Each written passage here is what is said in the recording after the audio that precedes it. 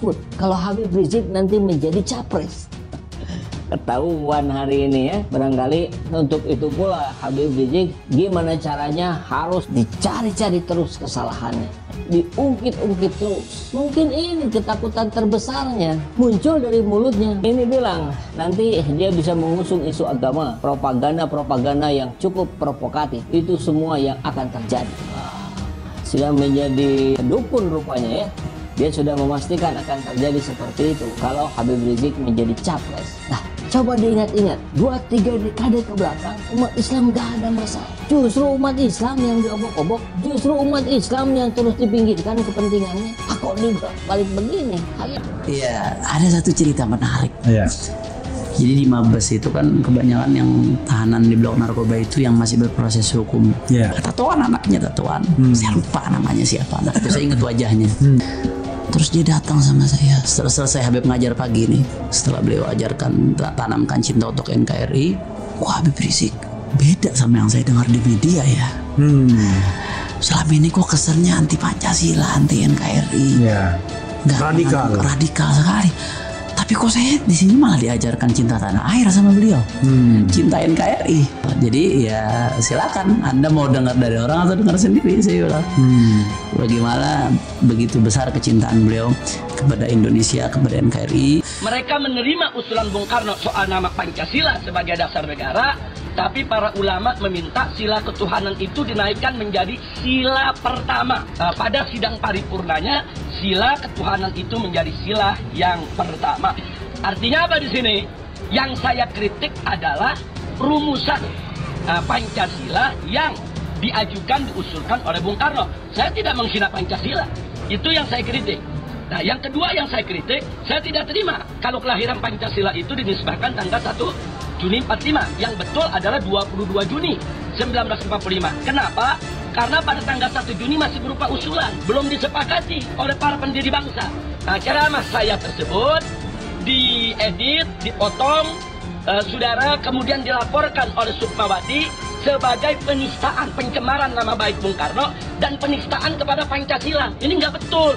Saya tidak pernah menghina Bung Karno, saya tidak pernah merendahkan Bung Karno, bahkan saya termasuk pengagum Bung Karno.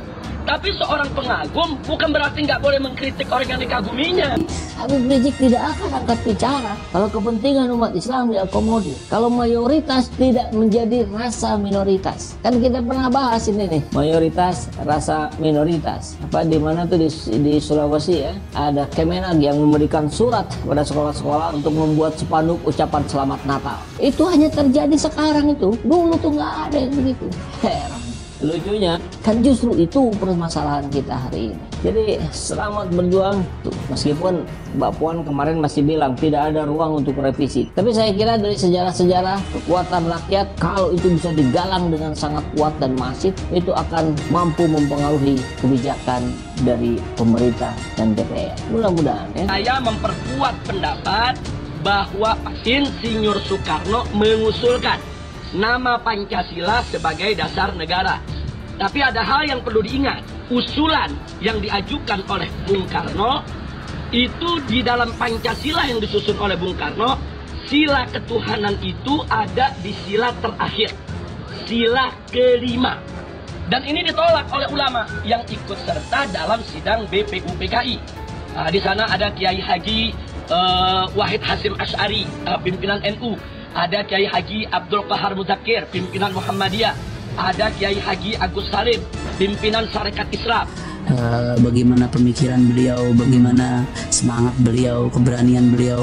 Saya tahu persis beliau itu ambisi kekuasaan sedikit pun tidak ada. Jadi niat beliau cuma satu, bagaimana negeri ini baik. Bagaimana bangsa ini, khususnya anak-anak bangsa, terjaga dari bahayanya komunisme, bahayanya sekularisme, liberalisme. Politisi PDIP, HRS menawan bila jadi perekat dan peranggul, bukan pemugul. Harapan besar digantungkan kepada ulama karismatik Habib Rizik Syihab yang telah dinyatakan bebas bersyarat sejak Rabu 20 Juli agar bisa turut menjaga persatuan dan kesatuan bangsa. Demikian disampaikan politisi senior PDI Perjuangan Hendrawan Supratikno yang turut menyambut hangat bebasnya Habib Rizik dari rumah tahanan Bariskim Polri, cabang Cipinang kemarin. Kita sampaikan selamat karena HRS telah menunjukkan taat hukum sebagai warga negara Indonesia, kata Hendrawan kepada kantor berita politik Ermol Kamis 21 Juli. Hendrawan berharap pasca pembebasan bersyaratnya, Habib Rizik yang memiliki jutaan pengikutnya itu bisa mengambil hikmah dan pelajaran untuk menumbuhkan kesadaran baru ke depan. Persatuan bangsa, demokrasi yang damai dan inklusif, serta politik pencerahan, peradaban dan menginspirasi langkah-langkah bangsa ke depan. Harapnya, anggota Komisi 11 DPR RI fraksi PDIP ini menuturkan, Habib Rizik sebagai salah satu pemuka agama mempunyai peran dan tanggung jawab mempersatukan semua elemen bangsa, bukan justru sebaliknya kontraproduktif dan menimbulkan kegaduhan. HRS punya peran menawan bila dia menjadi kekuatan perekat dan perangkul, bukan penyekat dan pemukul. Demikian Hendrawan.